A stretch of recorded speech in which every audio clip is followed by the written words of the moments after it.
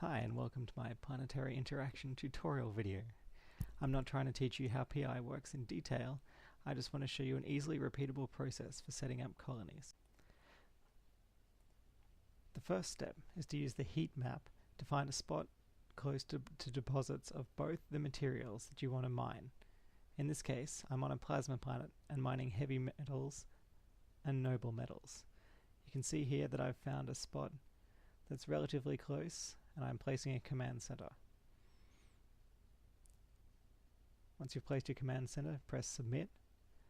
Once you've built the command center, you need to upgrade it to level 4 so it has enough power grid and CPU to support the rest of your buildings. Next up, you need to build 2 extractors, 4 basic processors, 2 advanced processors, and 1 launch pad. That's all written down on the forum, so it's easy to find.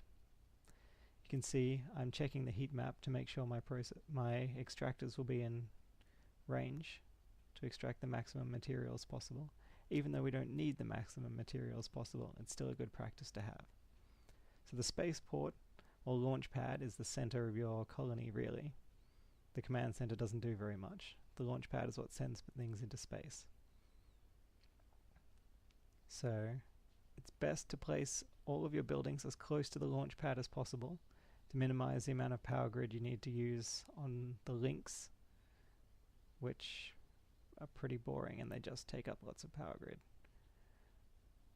So it's important to remember that you should press submit fairly often, which I'm doing now, so you don't accidentally wreck something and have to redo all your work.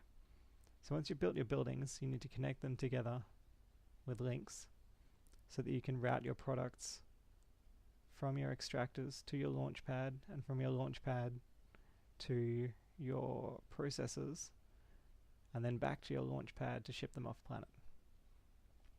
Next up, you need to start your extractors mining.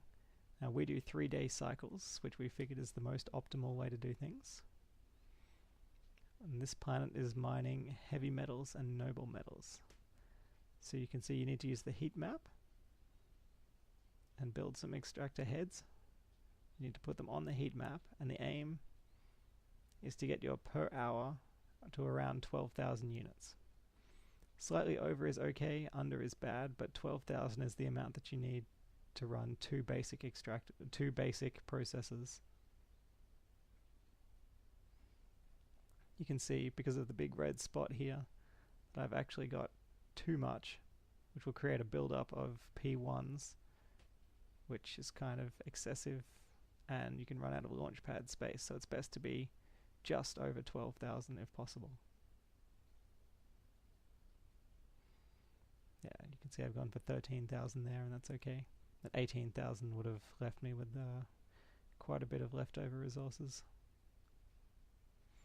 Okay, once you've got resources coming out of the planet, you need to create a route and send them to your launch pad.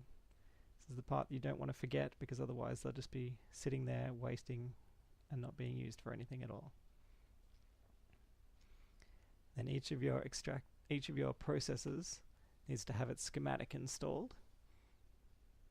So on this planet, the 2 basic processors are toxic metals and precious metals, and those need to be routed to the launch pad as well.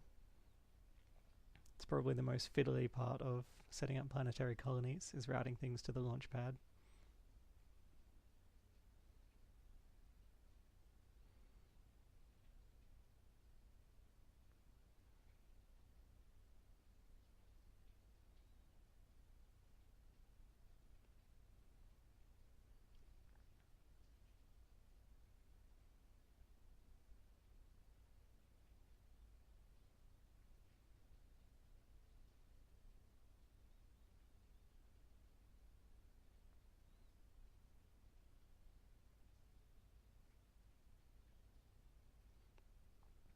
And you need to set up your advanced industry facilities or processes to build the final product, which in this case is enriched uranium.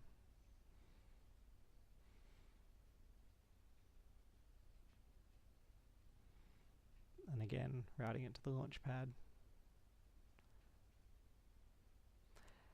After that, we're going to have to route all of the outputs from those factories into the other factories so that we're actually producing things. So we start with the base P0s that are coming out of the extractors, and we send them straight to the basic factories. So there's 4 basic factories and 2 advanced factories. Each of the basic factories gets a single type of the P0, and the 2 advanced factories get both types of the P1s.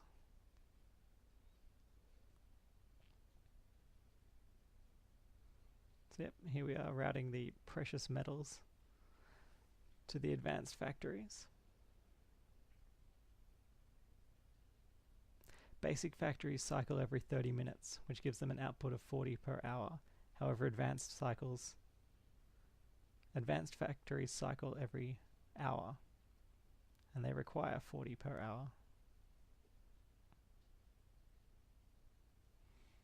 which is how we can get away with having twice as many basic factories as advanced factories. So once your routes are all set up, you need to press submit. Never forget that, or you'll end up with a pile up of things in your launch pad and nothing will get built. And that's basically how to do it. It only takes about 5 minutes per planet. Hi, and welcome to my Planetary interaction tutorial video. I'm not trying to teach you how PI works in detail. I just want to show you an easily repeatable process for setting up colonies.